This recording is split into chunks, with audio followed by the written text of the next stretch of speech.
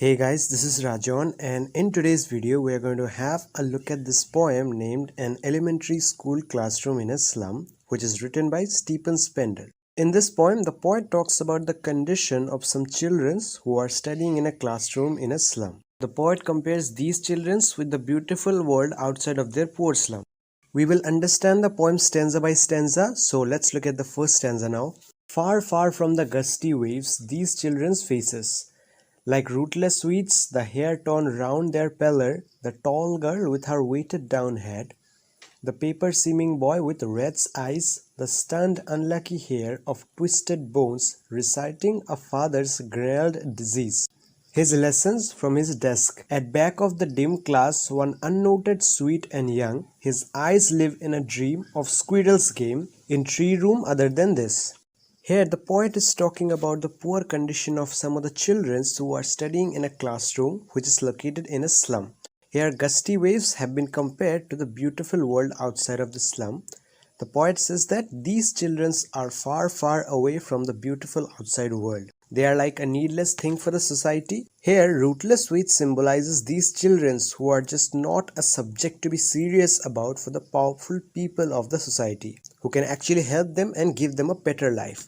Then the poet talks about a tall girl with round hair who's sitting with her head facing downward. There's a thin boy as well in the classroom studying his lessons whose eyes have come out just like a rat and his bones are also like twisted because he has inherited this disease from his father. But apart of all these children, there's one young and bright boy in the classroom as well, who's sitting in the back with big dreams in his eyes of getting out of this poor slum and doing something big in life. He was thinking about a squirrel playing around a tree at that point. On sour cream walls, donations, Shakespeare's head, cloudless at dawn, civilized dome riding all cities, baled, flowery Tyrole's valley, open-handed map awarding the world its world. And yet for these children, these windows, not this map, their world, where all their futures painted with a fog, a narrow street sealed in with a lead sky, far, far from rivers, capes, and stars of words. In this stanza, the poet explains that there are quite a few paintings on the dirty walls of the classroom which were received in donations.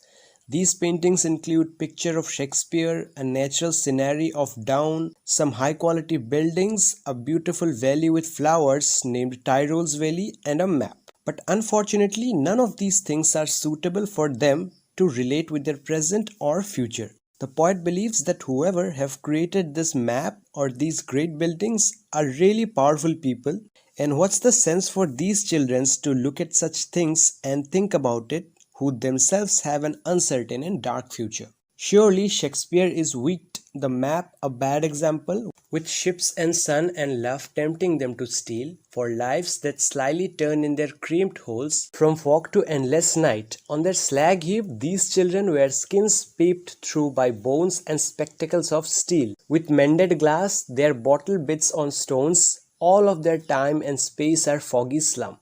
So blot their maps with slums as big as doom. Here the poet says that neither Shakespeare nor these maps are a useful thing for them. This beautiful outside world which they look at in these pictures do attract them and they want to be there. But in reality, is there anything more for them than being born and dying in the same dirty slum? That's a hard thing to say, I guess. But anyway, the poet moreover describes about the weak body of these children who are studying in a classroom which is also like a hill made of slag. The spectacles that a student is wearing is also broken from a side. So overall, the poet is trying to say that they are surrounded by nothing but just extreme poor conditions. Therefore, the maps of the walls are of no use for them. Unless governor, inspector, visitor, this map becomes their window and these windows that shut upon their lives like catacombs.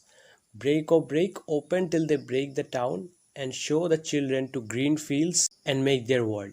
Run azure on gold sands and let their tongues run naked into books, the white and green leaves open. History theirs whose language is the sun. In the last stanza, the poet believes that these slum children are bound to live in these slums which are kind of an underground chamber, as the poet calls these catacombs. And also by the language of the sun, the poet means the power of the civilized people who are living away from these slums. So it is said that these children can come out of this dirty place to the beautiful green fields and beaches only if the civilized people are willing to support them and help them a little bit. So this was your poem, and to be very honest, you are not going to get the easiest of words here. I mean, you obviously have seen that already, that there are some difficult words as well, but I have tried my best to make it simple for you. And if you still have any doubt or confusion related to any stanza or any word, then let me know in the comment section, and I'll see you guys in the next video. Until then, take care.